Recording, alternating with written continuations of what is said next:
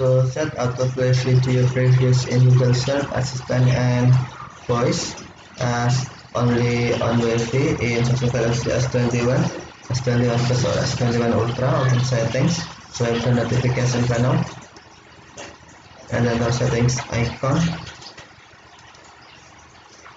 Scroll down settings screen, find Google Services, and then tap Google.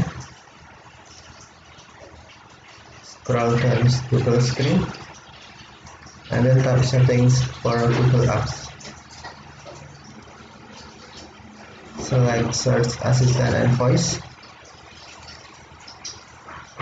and then tap General. Select Autoplay Video Previews,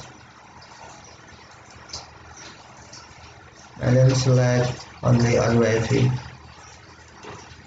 Now autoplay video previews set as only on Wi-Fi. Okay, thank you for watching. Have a nice day.